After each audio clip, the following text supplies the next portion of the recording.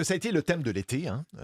Ces compressions d'abord à la mi-juin, volte-face ensuite à la mi-juillet. Pourquoi? Pourquoi tout ce rétro-pédalage? Oui. Bien, je vais répondre à votre question, là, mais j'en ai contre le mot compression, là, parce que le budget de l'éducation cette année, il augmente de 5 Fait que c'est pas des compressions. Vous êtes encore avec cette ligne-là? Ben, c'est pas une ligne, c'est une réalité. Le budget de l'éducation l'année passée était à 22,4. Là, cette année, il est à 23,5 milliards. Et donc, ce que nous demandions, c'est au centre de services scolaires d'accepter non pas une augmentation de 7 comme ça a été le cas par le passé, mais de 5 Le 500 millions, là, c'était ça. Là. C'était une diminution dans l'augmentation du budget. C'était ça. Alors, qu'est-ce qui s'est passé? Alors oui, on leur demandait donc un effort de 500 millions par rapport à ce qu'ils ont connu par le passé. Et pendant un mois, on les a écoutés. Ils nous ont dit essentiellement ceci: l'effort que vous nous demandez, il est trop important. Oui. On est habitué à une croissance de 7 de ramener ça à 5 comme ça, comme vous le faites, c'est trop exigeant. Ça demande trop de décisions qui vont faire mal. Et donc, on a écouté. Et puis, on a décidé donc de réinvestir. Mais pas n'importe comment, Maxime, si vous me permettez. Là, je vais vous mais voyez. on va y revenir au chèque en blanc, mais parce que Oui. vous êtes encore dans la même rhétorique que c'est pas une coupure. Maxime, si vous partez sur ça, on ne va pas s'entendre. Là. Ben, je C'est pense pas de la non. rhétorique. Le budget, quand il part de 22,4 milliards, puis il arrive à 23,5, vous ne pouvez pas appeler ça une compression. C'est une progression, une augmentation moindre que prévu, mais ce n'est pas une compression. Mais les centres de services scolaires, ils travaillent à partir des chiffres qu'ils ont. Là, ils avaient un chiffre, ils avaient un budget, vous avez annulé une coupure. Vous avez annoncé une compression, une coupure de 540 millions. Ce que je leur ai demandé, c'est, oui, un effort budgétaire de 500 millions, qui faisait en sorte, donc, au lieu d'avoir une augmentation de 7, il y avait une augmentation de 5. Ils nous sont revenus puis ils nous ont dit, essentiellement, c'est trop nous demander. Moi, je leur ai dit, après discussion avec le gouvernement, le premier ministre et tout ça, très bien, on va réinvestir, mais en contrepartie, vous allez quand même devoir faire la démonstration que vous diminuez vos dépenses administratives. Parce que les gens qui nous écoutent, Maxime, là, leur capacité de payer n'est pas infinie. Puis moi, je me mets à la place d'un bon contribuable qui dit, ouais, 7 par année d'augmentation en éducation depuis 2018, 7 par année, c'est beaucoup. Puis oui, c'est beaucoup. Y a-t-il moyen de faire travailler cet argent-là autrement? Y a-t-il moyen d'être plus efficace? Parce que le nombre d'élèves ne cesse d'augmenter, plus 100 000 élèves en 6 ans, essentiellement l'immigration.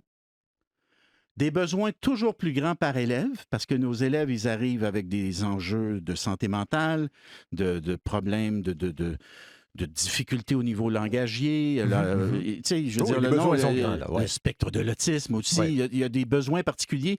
Donc, nos élèves ont de plus en plus de besoins. Puis, on investit de plus en plus, sauf que, oui, on ne fournit pas.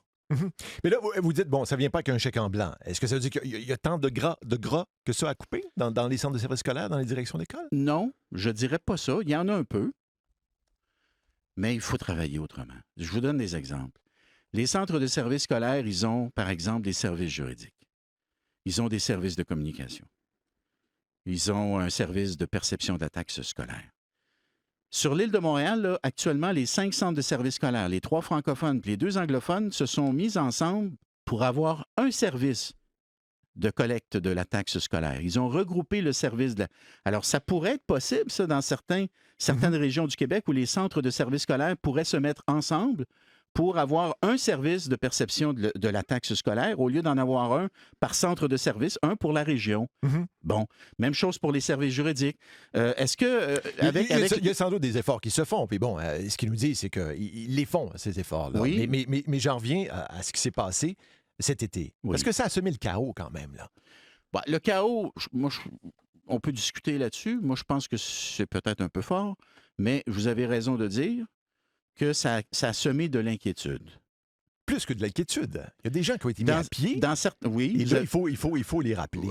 Alors, vous avez raison. Et ils vont être rappelés. Moi, les informations que j'ai des centres de services scolaires, là, en date d'hier, là, en particulier les TES, là, parce qu'on en a beaucoup parlé, avec raison, ils sont très importants, ils sont très importants, techniciennes en éducation spécialisée. Il y en a beaucoup qui vont être rappelés dans les prochains jours. Parce que c'est ce que des centres de services scolaires nous disent. Avec le réinvestissement, on va être capable de rappeler nos TES, nos techniciens en éducation spécialisée, et plus largement notre personnel de soutien.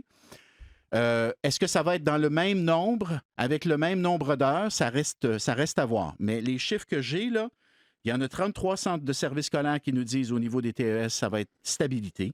Il y en a 17 centres de services scolaires qui nous disent qu'ils vont augmenter le nombre de TES ou encore le nombre d'heures par TES parce qu'ils n'ont pas tous des temps pleins. Puis il y en a, oui, un certain nombre qui vont être en baisse, mais qui nous disent on va compenser autrement, par exemple, en investissant davantage dans les services professionnels comme l'orthopédagogie. Alors moi, j'ai confiance, sans être jovialiste. J'ai confiance que, pour l'essentiel, les services aux élèves qu'on avait l'année passée, on va les avoir encore cette année. Est-ce qu'il y aura des ajustements en début d'année, Maxime? La réponse est oui. Oui. Mais pourquoi vous avez annoncé ça à la mi-juin, qui est à peu près le pire moment, selon l'avis de tous les spécialistes? Il n'y en a pas de bon moment, là. Je veux dire, tu ne veux pas annoncer ça pendant l'année scolaire. Tu ne veux pas annoncer ça pendant que les gens sont en vacances. Non, mais à la veille des vacances, alors qu'on prépare la rentrée et que là, c'est le temps de renouveler certains contrats. Écoutez, il n'y en a pas de bon moment.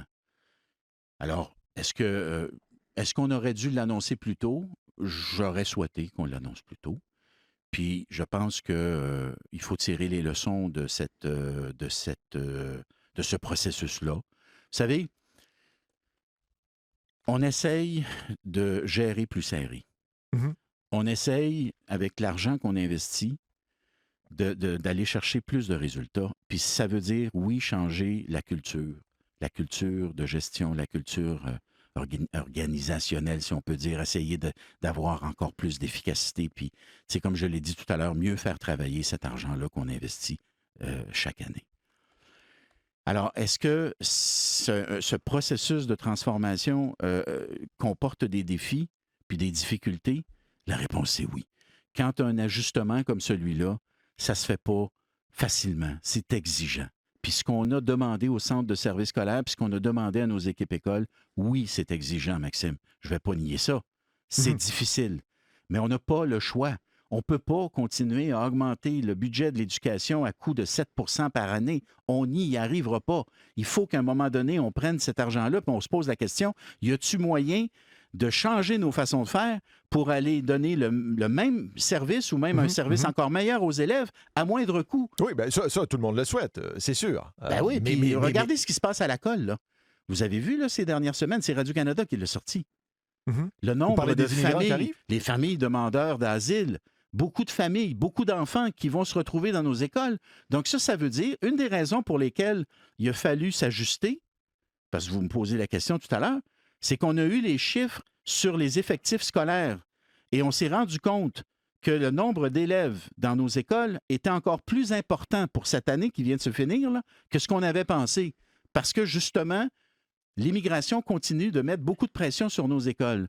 Alors ça aussi, il faut s'ajuster à ça. À la mi-juillet, vous avez découvert ça comme ça? C'est-à-dire que les chiffres, on ne les reçoit pas tout d'un coup. Là, on en reçoit. Alors, on a reçu d'autres chiffres pendant le mois de juin pour les mois de mars et avril, si je ne m'abuse. Alors, on s'est rendu compte que le nombre d'élèves à scolariser est encore plus important que prévu, ce qui nous amène à penser qu'on va probablement connaître encore une augmentation pour la présente année scolaire qui va commencer dans quelques semaines. Puis quand on regarde ce qui se passe présentement aux frontières, il y a beaucoup de ces enfants-là qui vont se retrouver dans nos écoles. Et il faut les scolariser, Maxime. Dans un contexte de pénurie de main-d'œuvre. Et voilà. Comment ça s'annonce, ça? Bien, ça s'annonce que combien de profs il va manquer? Les recrutements, les séances de recrutement ou les séances d'affectation pour les enseignants se terminent demain. Il va y avoir encore des séances pour, par exemple, combler des postes de suppléance. Mais pour l'essentiel, l'affectation des enseignants va se terminer. On aura les chiffres la semaine prochaine, les premiers chiffres officiels. Je peux vous dire d'ores et déjà qu'on n'aura pas assez d'enseignants. Ça, je vous le dis, c'est sûr. Parce que le nombre d'élèves ne cesse d'augmenter.